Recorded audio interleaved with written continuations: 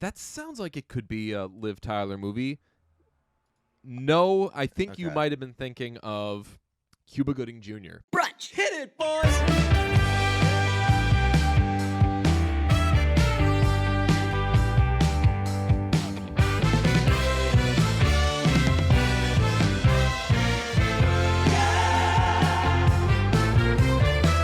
It's an Affleck week miracle. It really is. I mean, I was pissed at you that you kind of just threw me into the fire of Affleck week, but ultimately, maybe something's happened for a reason. The because Affleck we have gods rewarded manifested. us. Yes, we were rewarded by the Affleck gods, and when we were trying to figure out the loose game plan for this, we were like, we've got so much current Affleck stuff we want to talk about. When do we throw it in? Do we shoot our wad in the first episode? Do we sprinkle it with what's relevant to whatever we're talking about that episode? And we agreed on let's kind of go in order of Ben Affleck, but maybe here and there we'll get some breaking Ben Affleck stuff, and then we adjust from there. And wouldn't you know it, on the second freaking day, when we were planning on talking about Affleck-geddon, peak Ben Affleck, the height of his celebrity, when he's dating Jennifer Lopez, from E! Jennifer Lopez and Ben Affleck enjoy week-long vacation 17 years after they split. They went to Montana. Interesting enough, but holy smokes. They don't seem neither of them seem like big Montana people. I've never been to Montana, but everyone who's been to Montana that I've spoken to speaks very highly of Montana. I would love to go to Montana. I'm actually in the process of booking a Montana vacation. Are you serious? Yeah. Really? Yeah. What are you going to do in Montana? Going to a dude ranch. Really? Yeah. Very cool. Yeah. Nice. Very excited about it. Just the dudes on a ranch. Yeah, that's right. Listening to some Blink-182. That's right. Listening to some Scott Rayner era Blink-182. Travis Barker, haven't heard of that guy yet. Just listening to Damn It. Listening to... You think that's what Ben Affleck Josie? and Jennifer Lopez did? Yeah. Yeah, like they're sitting there. Dead silence.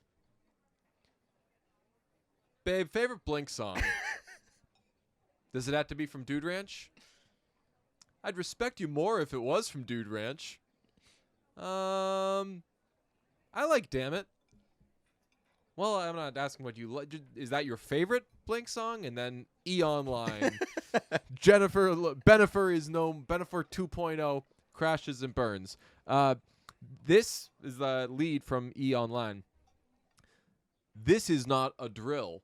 Also very serendipitous because this is the episode we're going to talk about Armageddon. But it says, this is not a drill. 17 years after calling off their engagement, Jennifer Lopez and Ben Affleck are going from friendly exes to something more. Multiple sources confirmed to E! News. After the stars appeared separately at the Vax Live concert in Los Angeles on Sunday, May 2nd, they jetted off together to the Yellowstone Club in Montana, where they vacationed together for about a week, a source tells E! News.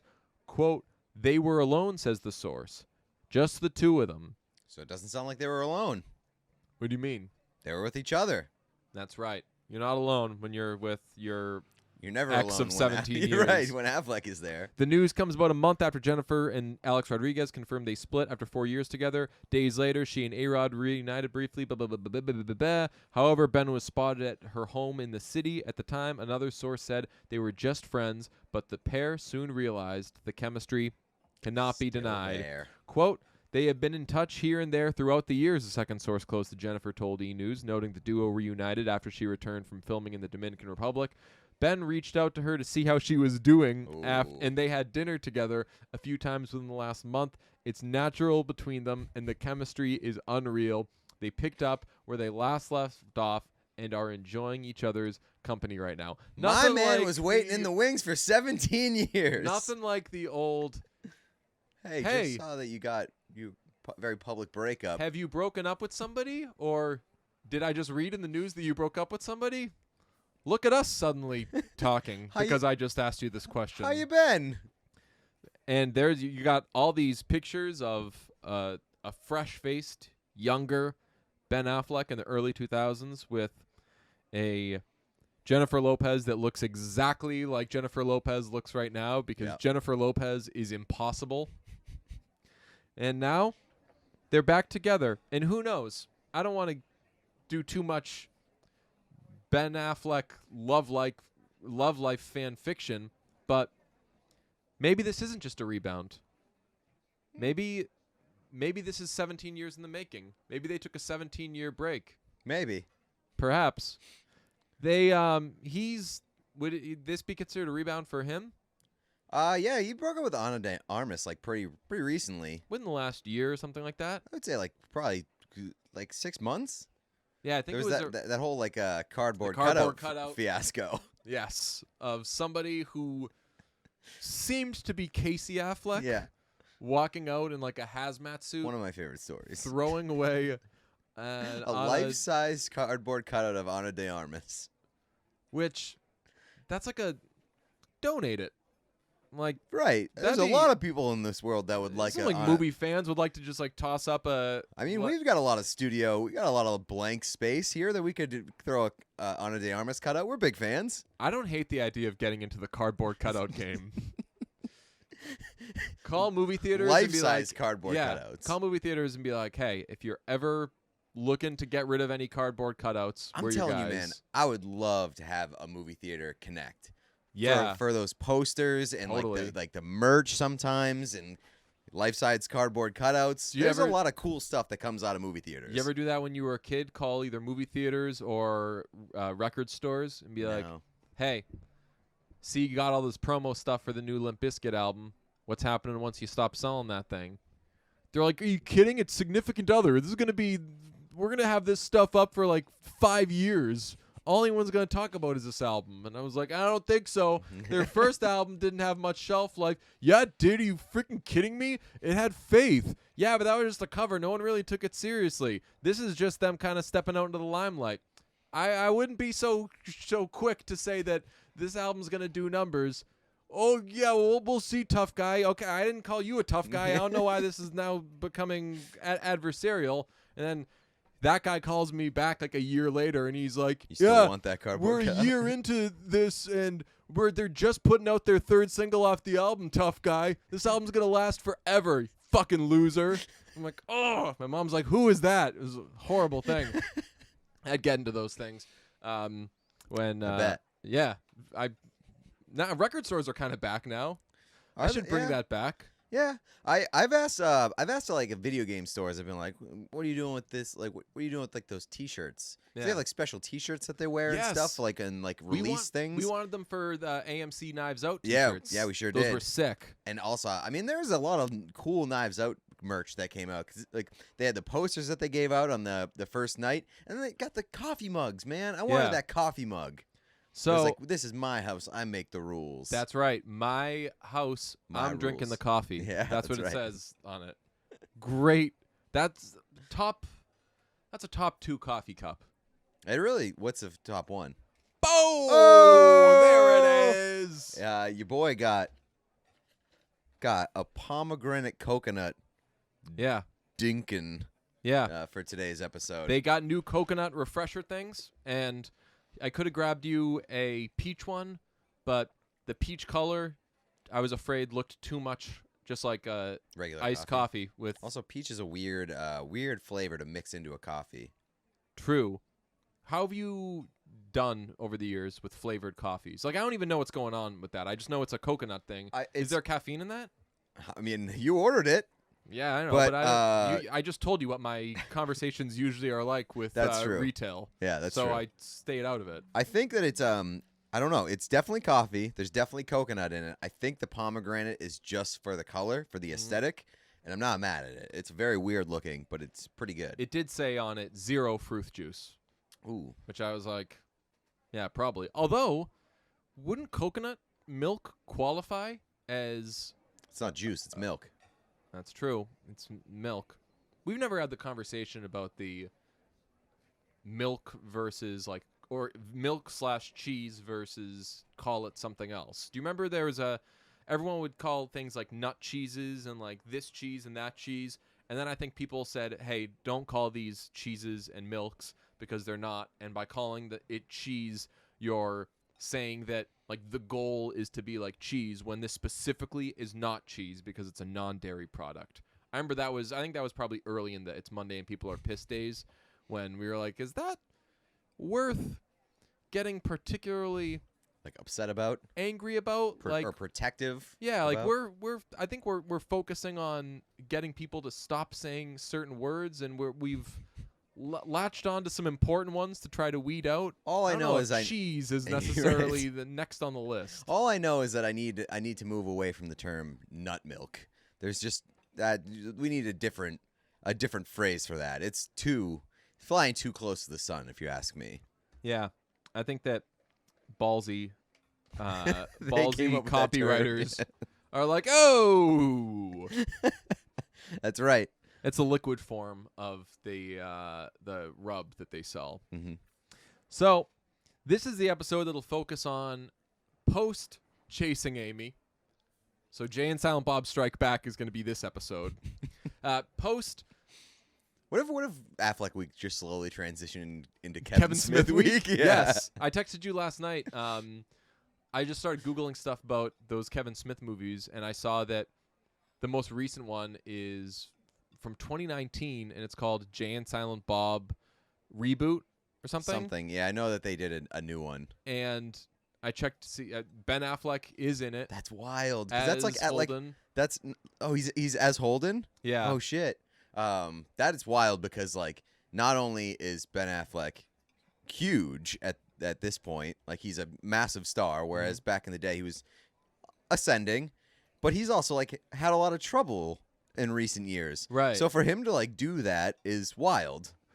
There was a quote from Kevin Smith that said, "Yeah, it's just the same fucking movie as Jay and Silent Bob Strike Back." Really? And they just completely remade it.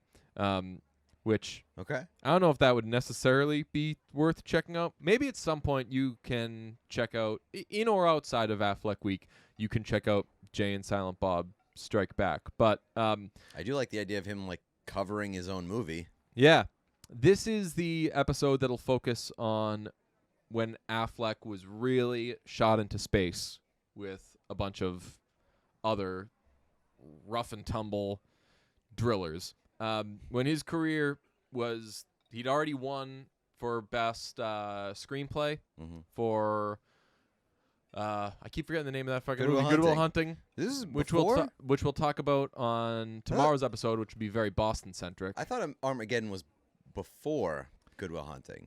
Good Will Hunting was 1997. Armageddon was 1998. Okay. I'm imagining Good Will Hunting was probably shot in 95 or something like that. 96. Maybe before. My timeline is Chasing cloudy. Amy?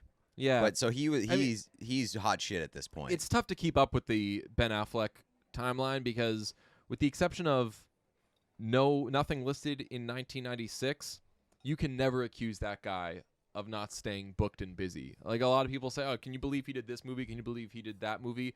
There are a lot of Kevin Hart qualities to Ben Affleck's filmography in that he did. You're looking at 3 or 4 movies a year for, let's see, crazy. Starting from 97 through 97, 98, 99, 2000, 2001, 2002, 2003. From 97 to 2003, he did at least 3 movies a year, sometimes 4 or 5. And then starting back up in like 2006, it was the same. And then it wasn't until the early like 2010s where he'd focus on like just the town in 2010. So he was staying busy around this time, 98, and this is also the time when he started to get into some high-profile relationships, most notably in the early 2000s with Jennifer Lopez, which makes this news this week so freaking incredible. We were planning on talking about that. There were pictures of them hanging out again anyway, but now that they are officially back on, it's quite incredible. You want to go through the timeline? Yeah. Also, I just popped into my mind, like, how the hell wasn't Ben Affleck in Ocean's 11? I have some how was Ben Affleck not in this movie questions, because as I said, he did every movie. Right. But he was in Ocean's 11. How was he not in The Departed? Yeah, I think mean, Scorsese doesn't fuck with. Yeah, probably not. Yeah, but I mean, like, I think that there are deeper ties to Ocean's 11, where it's like Matt Damon's in it, Casey Affleck's in it, and it's 2001, and this is like peak Affleck. They're putting together an all-star cast. It's a who's who of like a cast, and Ben Affleck is a notable Vegas guy, notable gambler. I don't know if you know this. Yes, but I do know. Molly's Game.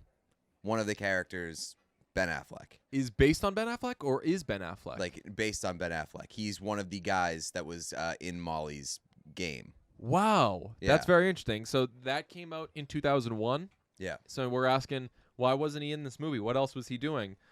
The answer is a movie called Jay and Silent Bob Strike Back. That's what Ben Affleck was up to in 2001. He was also in Daddy and Them, and of course, the 2001 film that I've not seen. I bet you have. Pearl Harbor? I have seen it. Not How very was that? Was that Ben Affleck and Josh Hartnett? It sure was. So they just kind of got two of the same guys and tried to say, like, hey, let's see what happens. Was Liv Tyler in that one? That sounds like it could be a Liv Tyler movie. No, I think you might have been thinking of Cuba Gooding Jr. Oh, yes. He was in that movie. That's right. The top billed actress is the gorgeous Catherine Beckinsale, better known as Kate Beckinsale. Very cool. I don't know if I know many Kate Beckinsale movies.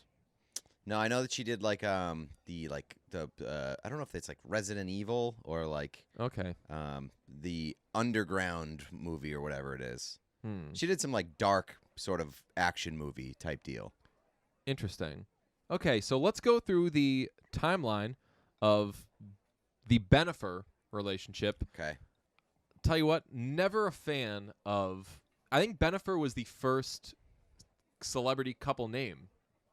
Is that crazy to say? I think it might have been. It's the first one I remember. Yeah, it's like one of the first ones that I remember, and it's got to be one of the worst. That thing stinks. The celebrity couple names, I think, probably were a huge influence on wedding hashtags. Oh, that's true. Right? They were like the original wedding hashtags. Right, where you throw their names together, you make a little pun, you do something. What were the, it was BENNIFER, Brangelina.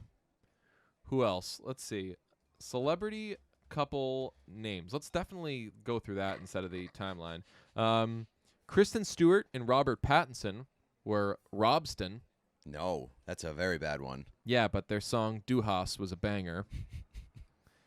Oh, we're missing one of the most famous ones. Kim Kardashian and Kanye West were Kimye.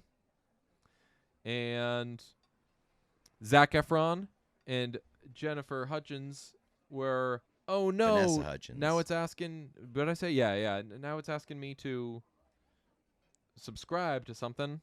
So I'm going to have to switch browsers. And we're back on. Zanessa. Oh man. Oh, it's asking me to do. Man, now I'm rethinking my stance on BENNIFER because like that might be the best one. That was the best of the bunch. I'm gonna try different. Brangelina, Kimye, BENNIFER. I don't remember this one. Tom Cruise and Katie Holmes apparently were called Tomcat. I did know that one. That's a pretty good one actually. So this one from suggest.com, this is just amazing because it has the names and then it has a little blurb on each of them. Mm-hmm. So I'll ease you in with like the Tom Cruise and Katie Holmes one, and then I'll get you to the next one. Tomcat. Tom Cruise and Katie Holmes' feline portmanteau was once on the cover of every tabloid, but now it's taking a permanent catnap after their high-profile divorce. That's not what a catnap is. No. You are describing a death. Yeah. Now, this one... A permanent catnap. This one is going to set up the name Billary.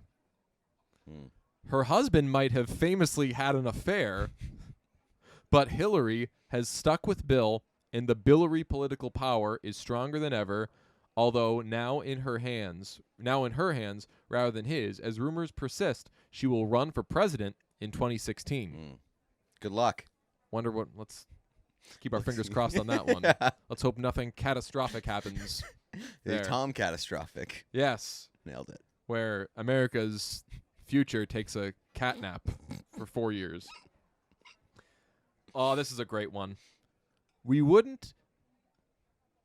Some dropped words in this one. Okay. Not great editors at suggest.com. We wouldn't pass these. May I suggest some editors? Yeah. We wouldn't pass these fame-seeking socialites to have come up with a couple name for themselves, but either way, this short and sweet name is a winner, although you'll have to clarify whom you are referring to. This is horribly written. When speaking with Stan Lee fans, what do you think the name is? Fame-seeking socialites. Mm-hmm. You'll have to clarify to whom you're referring is what they meant to say when speaking with Stan Lee fans. I don't know. Talking about Spencer, Heidi, Spidey. I do remember that one. I do remember Spidey being a thing. Also, The Hills is coming back. Is it? Yeah. Someone told me apparently that they did a thing with The Hills that was that like Misha Barton was one of the characters. They just like took the normal Hills people like Justin Bobby and all of them, and they were like, people confuse this with the OC, right? Yeah, Misha Barton, you can be in this. Yeah, Okay. And Misha Barton was like a main character. Man, Misha Barton really dropped the bag. Yeah, As they say. She was like the biggest star in the world on the Huge. OC, and then she was like, I'm bigger than this. I'm going to be an actress. Oh, really? And she quit the show, and then she never did shit. Wow. So this is a celebrity name that definitely wasn't a thing because we would know it. Yeah. Like the adult version of the most popular couple in school, this quarterback and supermodel duo took the world by storm when their relationship came to light. Their wholesome couple name might be the most creative on this list, probably because no one's ever called them this. Burchell. Brady Bunch.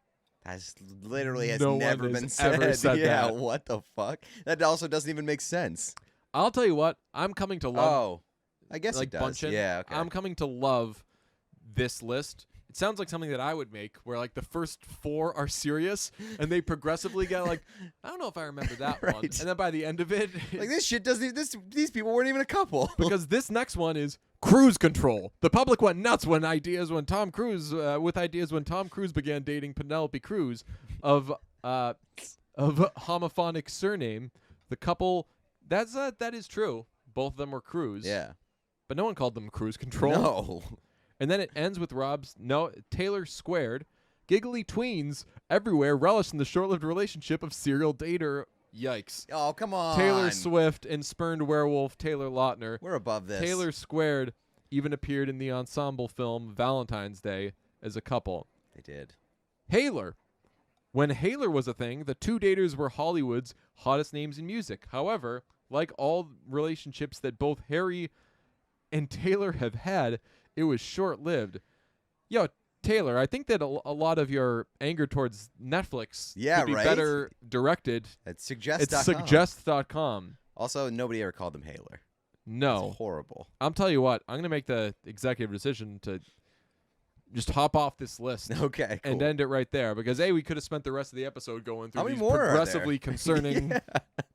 couple names. But It's just all like Taylor Swift, and then at the end, they're just like, stop dating people, Taylor Swift. yeah, per Cosmopolitan, Jennifer and Ben fall for each other on the set of Gigli in December 2001, which would go on to absolutely bomb at the box office. All right.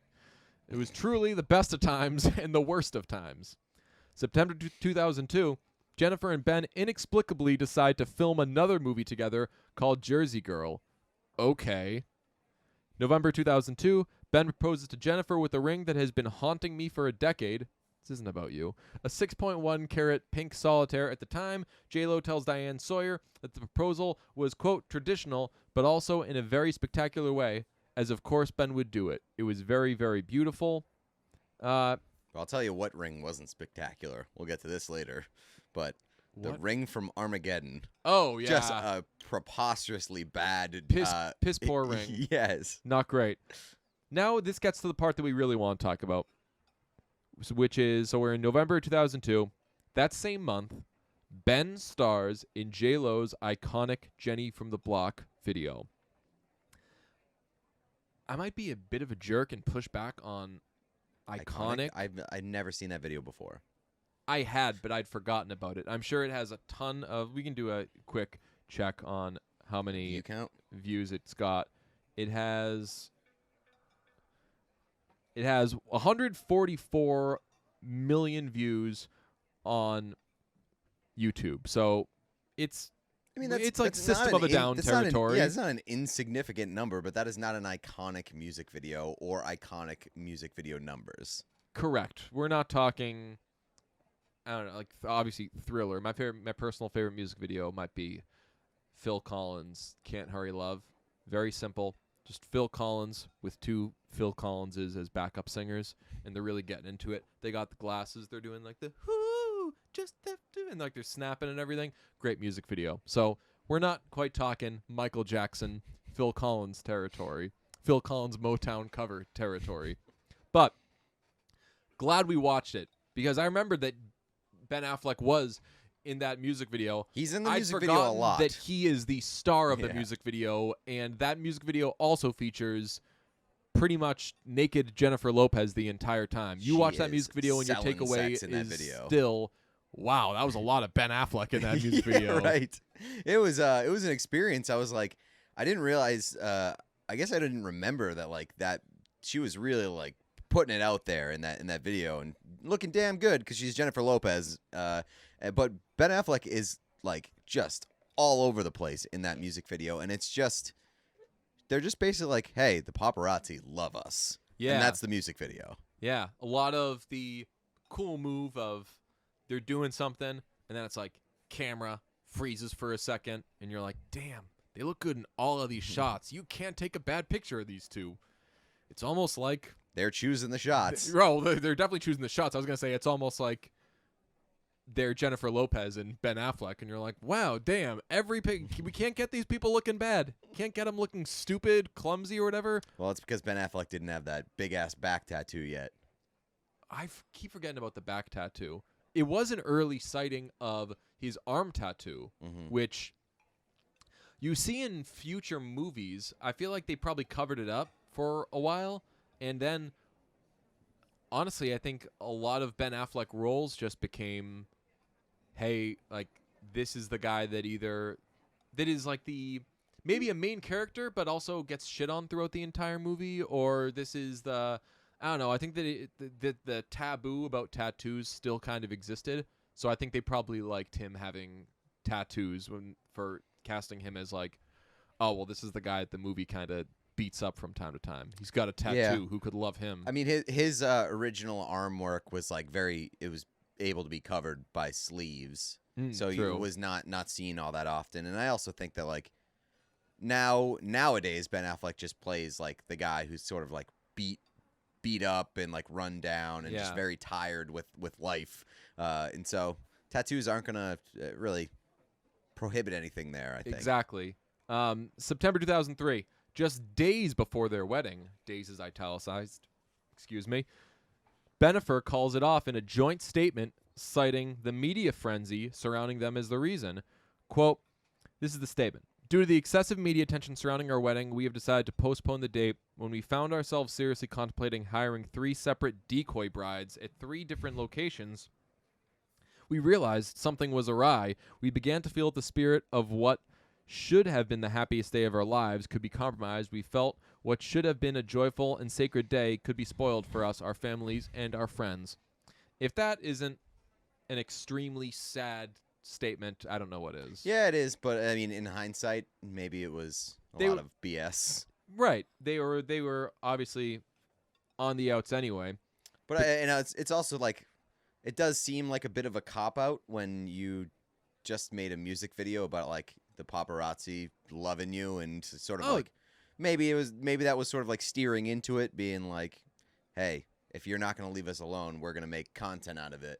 Not too dissimilar from Taylor Swift kind of playing both sides of the street with using her dating history for material and kind of leaning into that and having fun with it.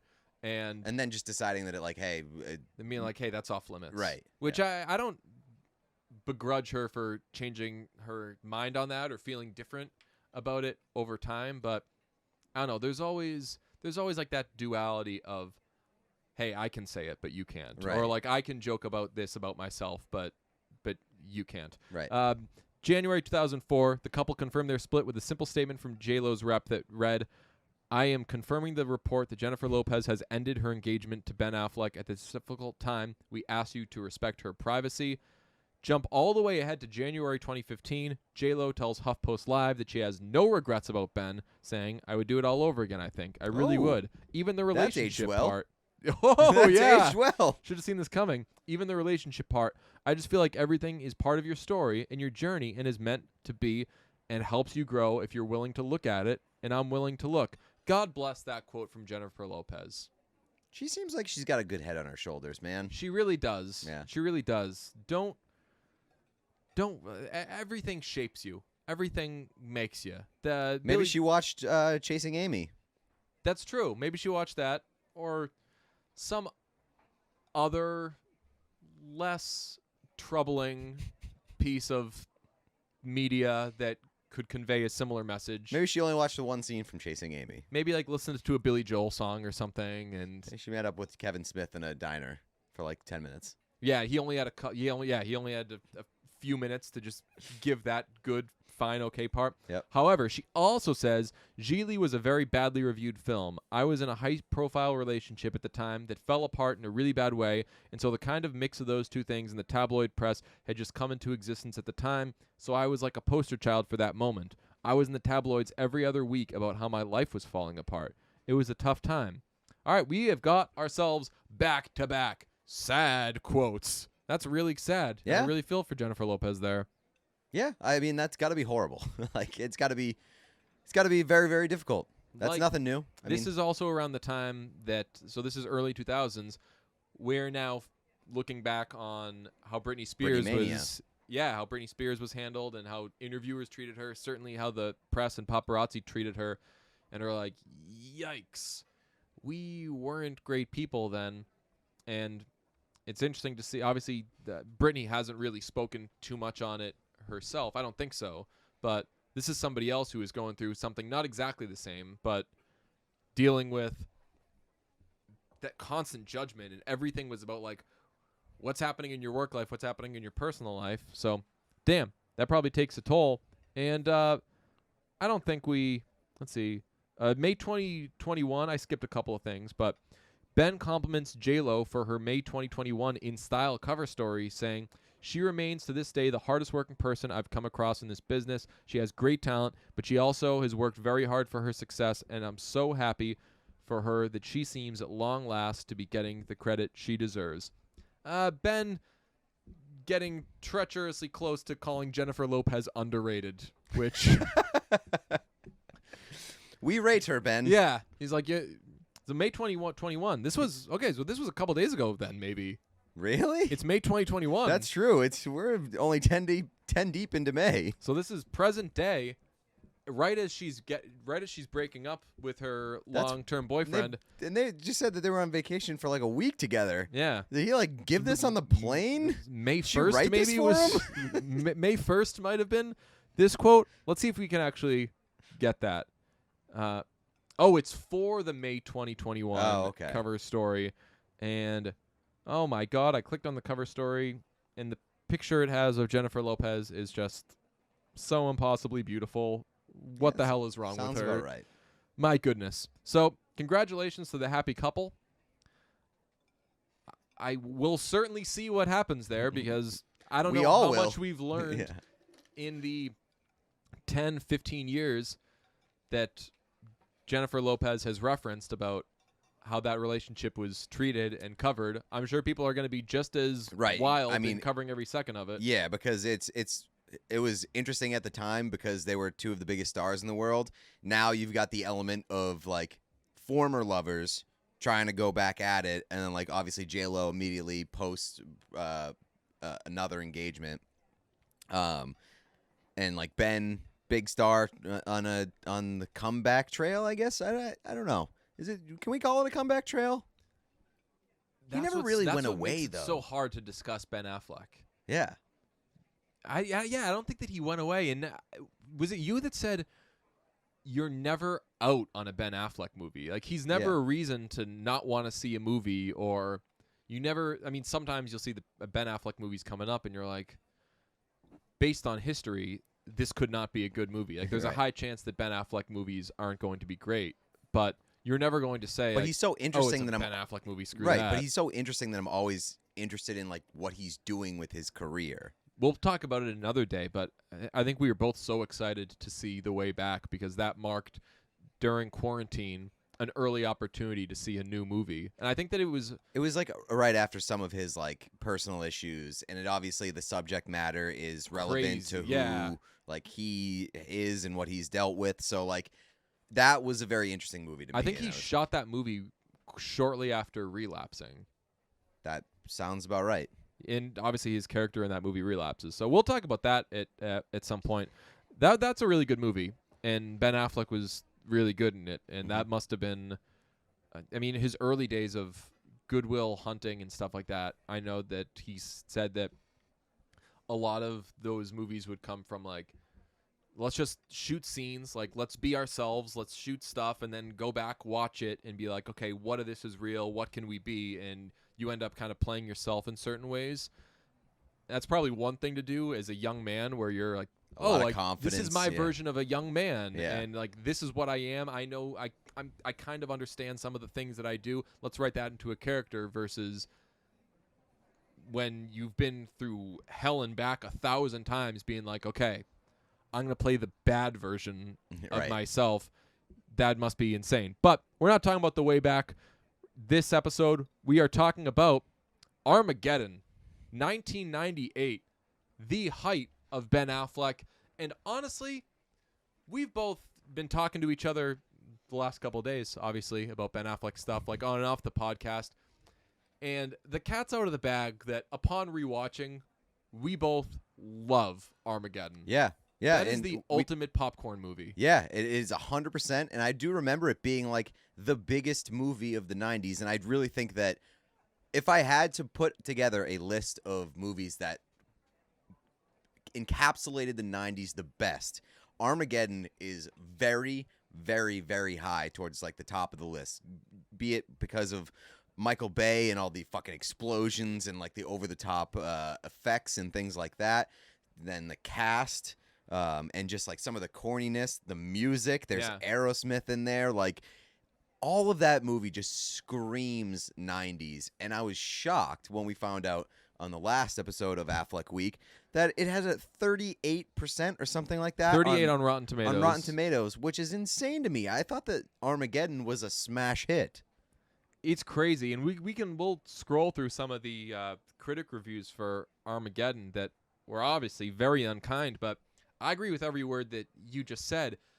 And when I think more specifically of a blockbuster, not blockbuster video, but like a blockbuster movie, I think of Titanic and I think of Armageddon. Specifically, a summer blockbuster was, because I definitely remember that came out in summer, right? I would imagine so. It feels like a movie that would be released in summer, and just like the way that it was shot. Everybody's very sweaty in that movie. That's true.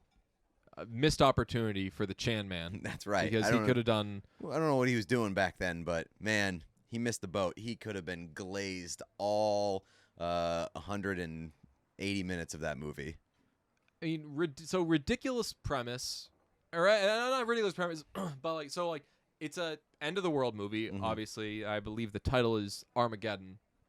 And it's silly. There's a lot of like, oh, well, this is ridiculous. Yeah. This is stupid. It's got the rom-com elements. I mean, really, you said it's like the 90s movie.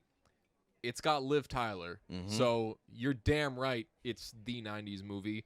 We should do a Tyler week at some point where we do a combination of Tyler, the Creator, Liv Tyler, Steven Tyler, Tyler Swift, Tyler Sagan, Tyler Lautner. I don't know. Well, we'll figure it out. But Liv Tyler, the ultimate 90s actor. That's probably overstating it, but in everything you love in the 90s. Yeah. No? I mean, yeah, for better or for worse. Yeah, I don't know if they were all necessarily hits. I don't know, but and I don't know if I necessarily wanted Liv Tyler. really, Not a big. You're Liv not a big Tyler. Liv Tyler fan? No. Oh, No. that's definitely crazy not. to me. Really? No. Like you definitely think she stinks? I think she's not good. Wow. I never paid attention to whether she was good because she was in everything that I liked. So seeing Liv Tyler made me happy. But she was in That Thing You Do. She was in Empire Records. She was in Armageddon. Those are the only 3 movies you need. Yeah. I mean, like, but in any of those, was she like above replacement level? Not necessarily, but was Ben Affleck above replacement level in Armageddon? I thought he was really good in Armageddon. He was, but he was just like very handsome and got the job done for a summer movie. Yeah, but like you also got to consider the stakes and the pressure of being in a movie this big. You know that everybody's going to see this movie and everyone's going to talk about this movie forever. So this ain't your Chase and Amy, buddy. Yeah, and you are surrounded by like accomplished actors. Bruce Willis. What do you mean? Huge. Yeah, but I don't know if Bruce Willis is the best actor. No, but like he was the hot shit. He was possibly the only person on the planet hotter shit than Ben Affleck at the time. I'll say this. Let's watch our mouths with getting into, is this person a good actor when we're doing Ben Affleck week? Because we might end up going some places where we don't necessarily want to go. We might start asking some questions we don't want to have answered. We've done 2 episodes of Affleck week so far, and in both of them we've questioned whether Ben Affleck is a good actor. But we love him. Billy, I think the answer unequivocally, by the way, is Ben Affleck is a very good actor. He's a good actor, yeah. He has to be to have done all the things that he's done. And you know what? Great players play on bad teams. That's true. Although when you see something like Armageddon, you're like, I don't think that Ben Affleck is carrying this. But again, this is a cast. You got Willis. You got Thornton. You got Patton. You got Buscemi. You got Owen Wilson. Who I totally forgot. I forgot was in this movie. And quite honestly, maybe we didn't even know he was in this movie. Because when we saw Armageddon for the first time. That's true. He wasn't. Are we talking about Owen Wilson? No. I'm trying to think. I mean, we were kids when it came. Like I was a kid when it came out, so you were like a baby. So you probably I probably knew Liv Tyler and I knew Ben Affleck and Bruce Willis, and the rest. Like I probably couldn't have given you. I'm definitely not giving you William Fichtner. I didn't know he was a big deal. He was. Yeah. I tried to look. I'm like, I know this guy from everything, but I can't tell was you in the a one ton thing of I shit. know him from. Yeah, I know that he's been in like a ton of stuff, but he was hot shit for a while. Okay. Black Hawk Down. Okay. Like he played like the tough guy in a lot of movies. Gotcha. I think great casting in this movie. Obviously, quite big casting. I don't know how expensive the cast would actually be. I think you're probably sinking a ton into Willis, Thornton, Affleck, and Tyler. Everything else, I bet you're getting pretty cheap. Was Michael Clark Duncan huge yet? I don't think so. Not I think at the time. he was kind of on his breaking point. Yeah, and like he loved working with Bruce Willis, so maybe I mean, it's probably easier to convince those guys to take budget runs when Jonah Hildum. when you're looking at the cast and you're looking at Michael Bay and Summer Blockbuster. Those guys were probably available on the cheap or cheaper than market value. Wild and interesting casting for Steve Buscemi as the Playboy slash kind of like perv? Sex creep. Yeah, there was a lot of like pedophilia joking in the beginning. Oh, what does he say? Remember, he offers himself up to the cops multiple times, being like, "I swear I didn't know how old she was." Oh, that's right. The FBI comes. They're like, "We need you for a mission," and he's hitting on Shawnee Smith, I believe. Sure. Shawnee Smith from Becker. I never watched Becker. Wait until you wake up early next Monday morning. No. Is that Becker week? Is that in the Frasier universe too?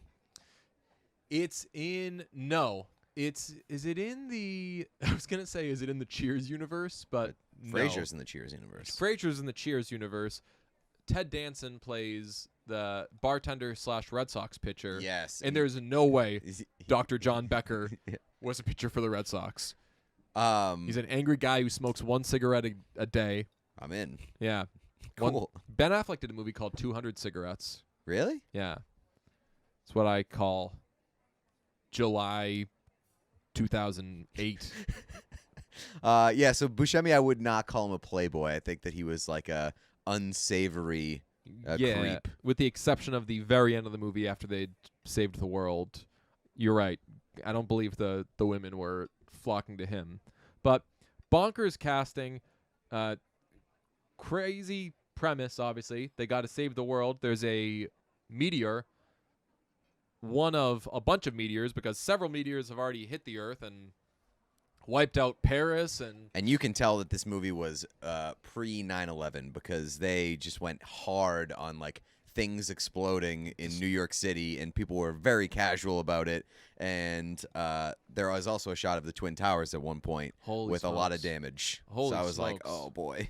Oh my goodness. So they need to get to this meteor, and they need to nuke the meteor, but they can't just shoot.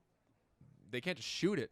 They got to get deep in there, place the meteor right in the middle, like a Werther's Original. If you like not a Werther's Original, a Nips. Have you ever had Nips? Nips. It's like a Werther's Original, but there's some filling inside. Okay. You can get there's chocolate.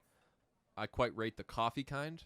Haven't had these things in like 600 years, but they're good. Maybe there are other candies that do that. Anyway, they gotta turn this thing into a nip. Sounds like they gotta nip this thing in like the a real bud. bullseye situation. That's right. Bullseyes rock. Bullseyes are great. They got, although if we're really gonna get into it, the middle of a bullseye is exposed. That's true. Whereas nip is encased in the. That's a more apt comparison then, because you'd have to drill to get to the center of a nip. Unless you made it like a molten lava cake, where you take a. What do? You take a frozen ganache, and you build the thing around it. All I and can you bake picture it, right now. It's molten, you asshole. Yeah, you know where I'm going with that. I just remember he says, like, you take it, boy, ganache, look, it's molten, you asshole. And if anybody doesn't get that, then, fuck you. Yeah, that's on you. Then you're gonna. We could do Chef Year. Oh yeah, we could, and especially with the show too. Oh, that's right. We've talked about the Chef Show. Yeah, it's a great show. Rocks. Okay, so they've got to turn this meteor into. I think we've agreed, and not just because I came up with it. I think that we both agree. They're not turning it into a nip. The meteor is a nip, and they need to. The meteor is a Werther's Original, and they need to turn it into a nip. Oh, okay. There you go. Okay. It starts as, and once they blow it up, then they turn to each other and they say, "Bullseye," high five, and then they've nipped this whole thing in the bowl, and the Earth is saved. So, if you got all that, you understand the premise of the movie. So naturally, they have to hire a ragtag team of oil drillers to penetrate this meteor. They have to make like an 800-foot hole. That's correct. Into which they will drop a nuclear bomb. It's such a stupid nuke the meteor. So I started to say ridiculous premise, and then I was like, DJ, go easy on it. Listen, you're not a fucking scientist. And then here. I explained it, and I was like, ridiculous premise. It is so ridiculous that Ben Affleck could not help but mock it on the DVD commentary, which produced one of the most incredible clips. If you haven't heard that. I asked Michael why it was easier to train oil drillers to become astronauts than it was to train astronauts to become oil drillers, and he told me to shut the fuck up. So that was the end of that talk. He was like, Ben, just shut up, okay? This is a real plan, all right? I was like, you mean it's a real plan at NASA to train oil drillers? He was like, just shut your mouth. See, here's where we demonstrate that, because Bruce is going to tell the guys that they did a bad job of building the drill tank. He did a piss. See, he's a salt-of-the-earth guy.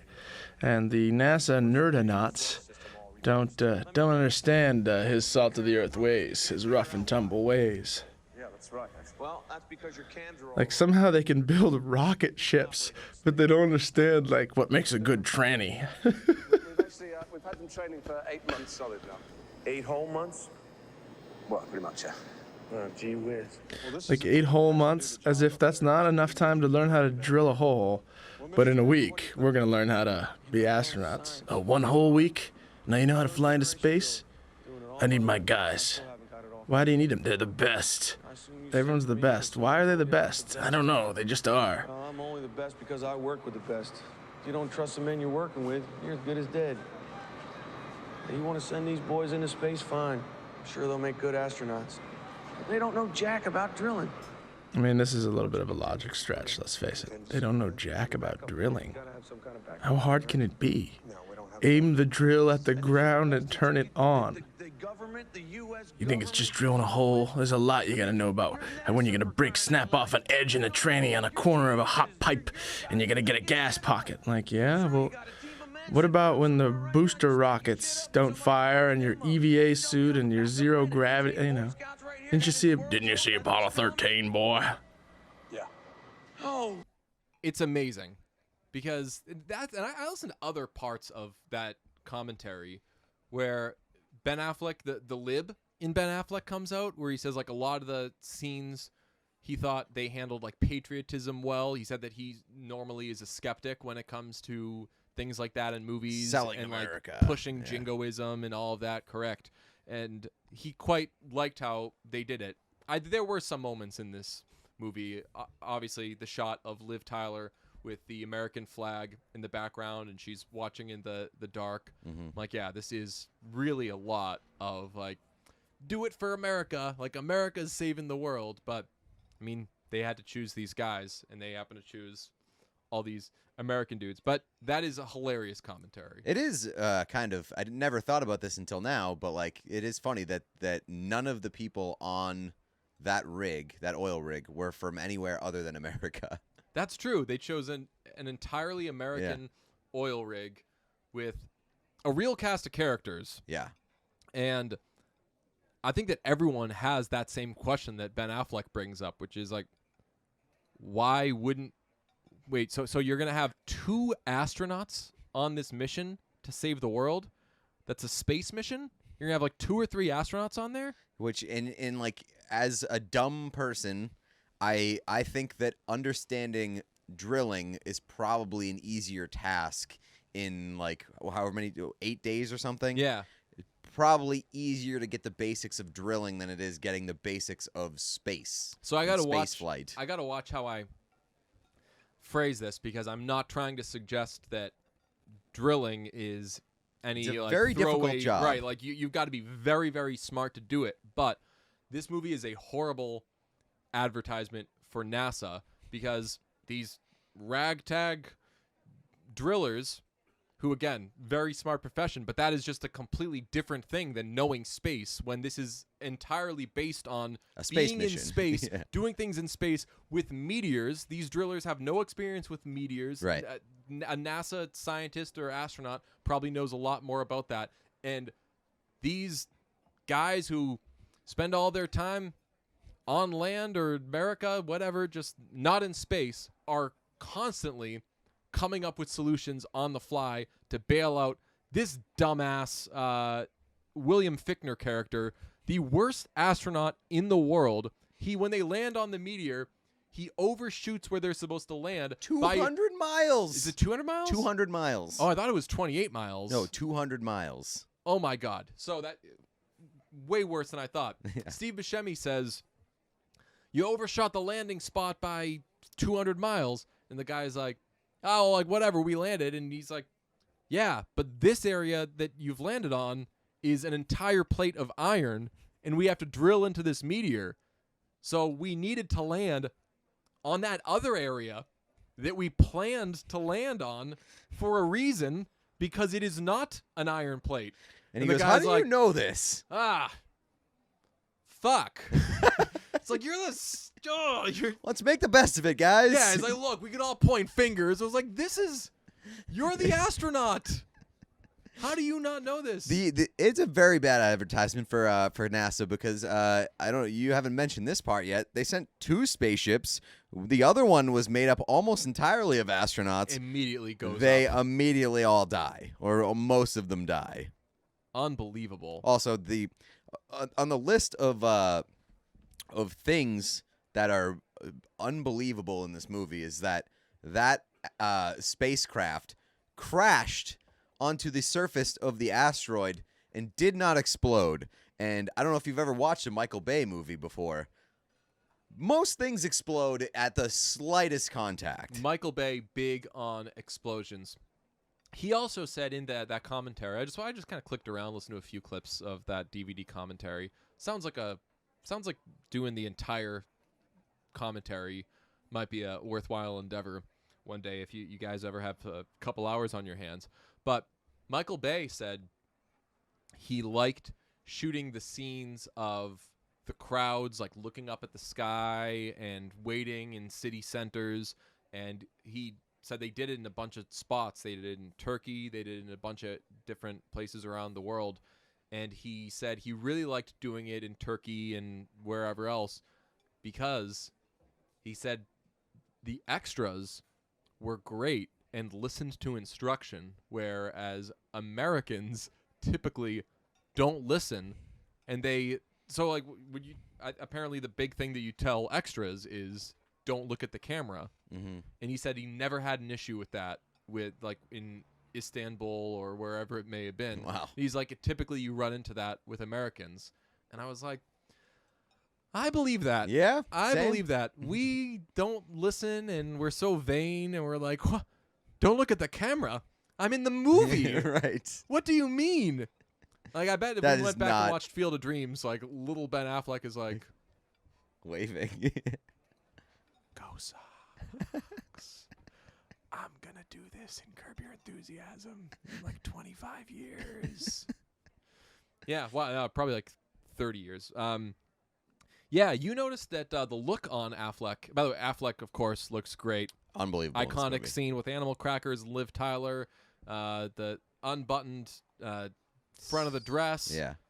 playing around with the animal crackers. Great scene. A lot of great scenes with Affleck and Liv Tyler. That I could ship that couple if they weren't already doing their own things. Yeah, I mean, I could ship them if I liked more than half of them. Wow, that's so crazy. What if you think that in real life when he was singing when they were running their scene for when they say goodbye to each other before he takes off, when he's singing Leaving on a Jet Plane to her, she's like, look, I'm used to Jonathan Skate, I forget how to say his last name, the Jimmy from The Wonders. Oh, yeah. I'm used to him singing And- much more romantic stuff to me. And my father is Steven Tyler. Oh, yeah, also, yeah, my father sings My some... father did every song in the first half of this movie. There is so much So Aerosmith much in this movie. Aerosmith. We were wondering what the deal was. Legitimately, what the deal was. Like, There had to when be a you package get Liv, deal. do you say, all right, will your dad do this? He doesn't have to write the songs. We're going to play a lot of his songs, but he doesn't have to write Don't Want to Miss a Thing. I actually meant to look up who wrote that song because I remember that was my first experience with artists don't always write their own music, because I was a young Aerosmith fan and we got the soundtrack and my mom explained to me when I read it, I was like, wait, so this is written by, wow. I said, this is so wild. I said to you, I remembered when I looked at the credits, it was just written by a woman, Mm-hmm. and Aerosmith, through no fault of their own, not judging them, Yeah, does not have any women in their band. it's true. So I was like, well, what the hell They is do this? have a dude that looks like a lady. There you go. Sometimes he makes love in an elevator. It's written by Grammy winner and writer Taylor Swift. of Rhythm of the Night, Diane Warren. Oh, okay. Very crazy. Did not know that. So there's so much Aerosmith in this movie. And like every time they show something, like they show the aircraft carrier or whatever, and it's like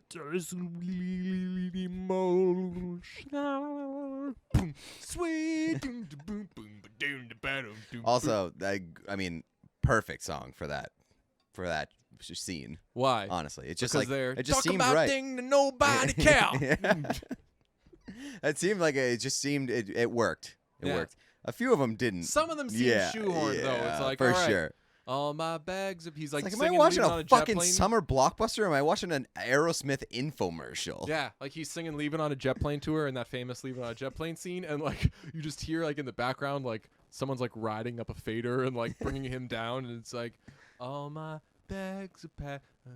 Pink is the color of fashion. Like a pink is your new kind of flavor. Yeah. And like this is blasting off. Pink, you will love at first sight. They're like cutting to the crazy music video with like Alicia Silverstone and everything. You're like, this movie got out of control. Michael Bay is like, God damn it! I knew Liv Tyler wasn't fucking worth this. Yeah, you could be my flamingo. You know that song, Pink? No, but it sounds awesome. I believe. I think. Did I? Yeah. I played it on one of my random ass Friday afternoon hangout streams. Somebody was like Aerosmith. I was like, what's the most? I was like, I'm gonna do a 90s like we're getting sick of Aerosmith song, and Pink by Aerosmith was the one I could think of. If you had to guess, would it be Liv Tyler gets you the deal on Aerosmith, or is it Aerosmith gets you the deal on Liv Tyler? Pete, it's a great question because both Aerosmith and Liv Tyler They're both plausible. are bubbling over with 90s success at that point. Yeah. I think it's got to be Aerosmith gets you Liv Tyler, right?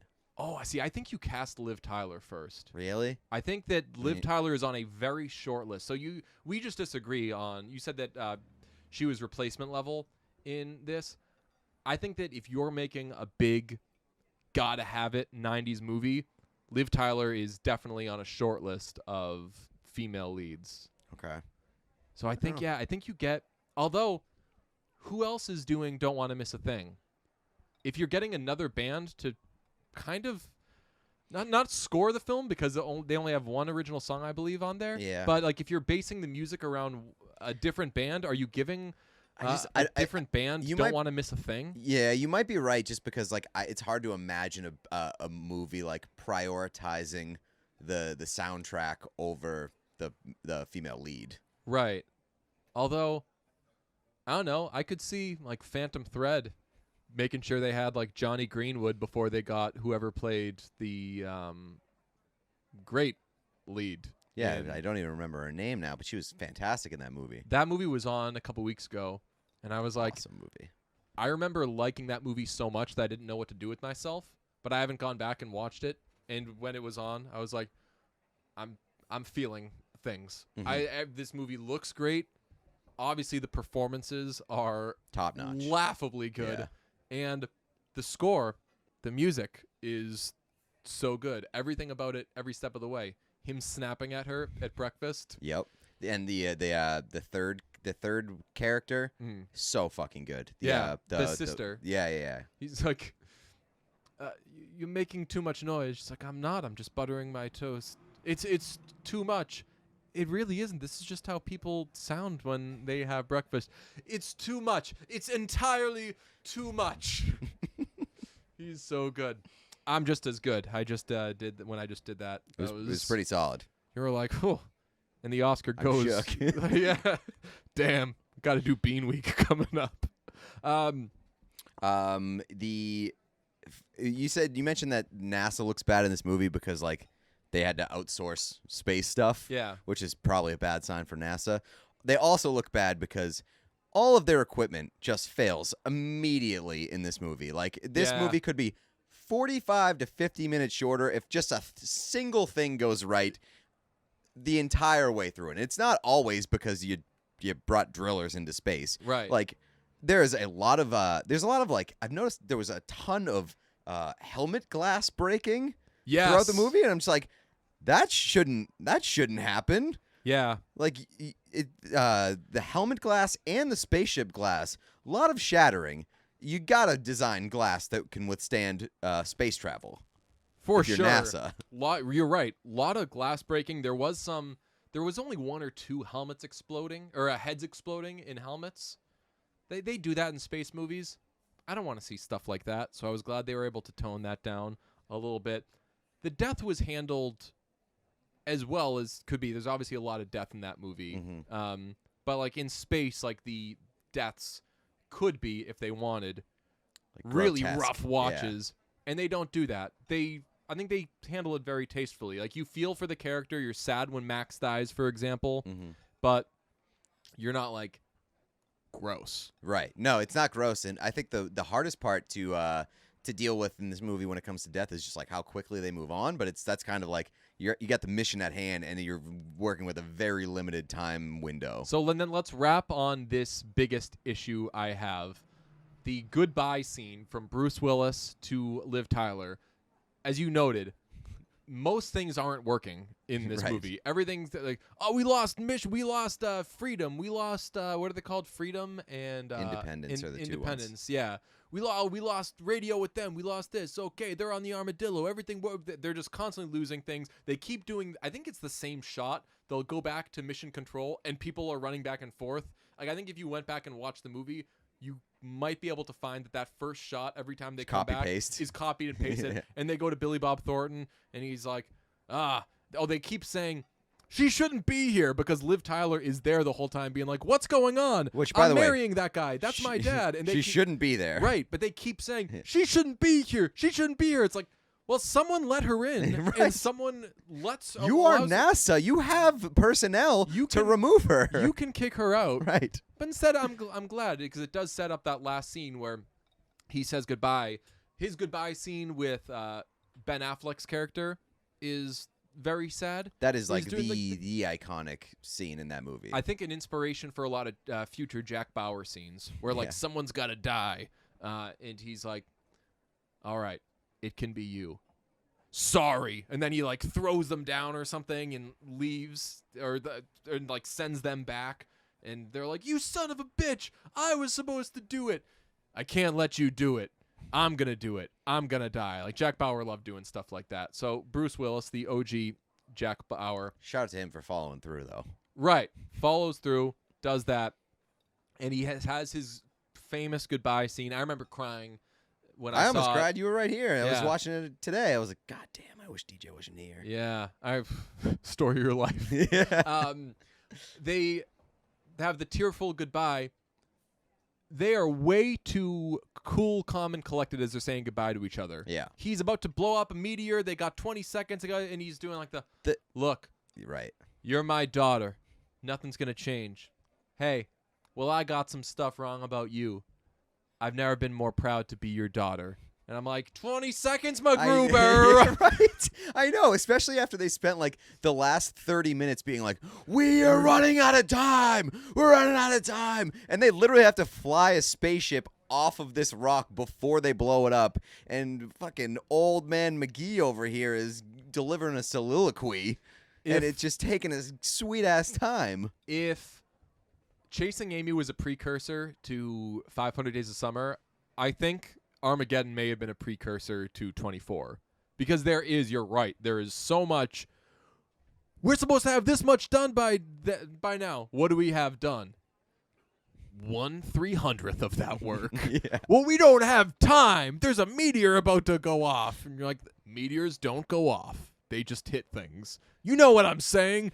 Oh, we're wasting time arguing about semantics of this. This is real good. I thought you were good at drilling, not correcting people's phrasing, and it's a whole back and forth. There's a lot of like running clock in this movie, Yes. and the scene with Fichtner where Bruce Willis has him by, I don't know, what is that tool? Yeah, like the clamps. Yeah, that was a very cool scene. Seemed like that things could have gone wrong if he had Fichtner just like pulls maybe a gun. sneezed. The movie almost gets away from them for like 3 minutes there. But I do like the move of Fichtner pulling a gun and people watching the movie being like, why the fuck does this guy have a gun in space? And then Patton says and then he's like, whoa, why do you have a gun in space? And everybody's watching. He's like, okay, at least they acknowledged it. Very cool. All right, let's get to the Rotten Tomato write-ups. Okay. Jay Carr from the Boston Globe said Armageddon is big and noisy and stupid and shameless, and it's going to be huge at the box office. That sounds like something I would write. I don't hate that. Like, he's not wrong. It is a very stupid movie, but like, come on, it's a fun, stupid movie. He does write it though with a bit of. I mean, he's dismissive of it. Yeah. Like we'll say like it's stupid and I love it. Yeah. But he's saying, like, it's stupid and it's going to work. How does Armageddon, says Jill Morganson of Wall Street Journal, how does Armageddon, a movie obsessed with countdowns and countdown clocks, manage to redefine downward the standard for summer stupidity? Let me count the ways. Listen, pal. Ann Hornaday from the Baltimore Sun says, by the time Bay and Bruckheimer appropriate John F. Kennedy's image in their final small-town America montage, it's clear their pomposity knows no limits. 1.5 out of 4. Desmond Ryan of the Philly Inquirer, the special effects are the best that $150 million can buy, and the script plays like a near afterthought. That's not true. I think the script is pretty solid. Yeah. Kathy Mayo. I mean, a lot of logic holes, but like the script itself is pretty strong. Kathy Mayo derides its macho and jingoistic action. Not entirely wrong. There's a lot. I'll tell you what, coming off of Chasing Amy, going from 97 was Chasing Amy to 98 is Armageddon, and I understand one is an R-rated movie, one's a PG-13 rated movie. I think the mindset of this group of men was refreshing relative to what... If I had to pick a problematic movie of that duo, it's not going to be Armageddon. For sure. There are great disaster flicks, but Armageddon is not one of them, says Danielle Solzman. Tim Brayton says... Tim Britton? Yes, Tim Britton says virtually nothing happens, and it happens at the most unrelenting speed. That is the most inaccurate review I've ever heard. A lot happens. All right, well, Brunch says y'all are some haters because that's ridiculous. Great film, Armageddon. We'll probably watch again within the next year. You said that, or is that a review? Me. Okay, cool. I will probably watch that again. I think I might reintroduce Armageddon to my life. Yeah, I think that's a strong idea. I think it's a great afternoon watch. Like maybe just even if it's background noise, man, that movie rocks. Hell that's all yeah. I gotta say. So that's Armageddon. Tomorrow we'll take a step back to 1997 when we discuss Good Will Hunting among all other Boston things. It's Affleck week. Only in Boston.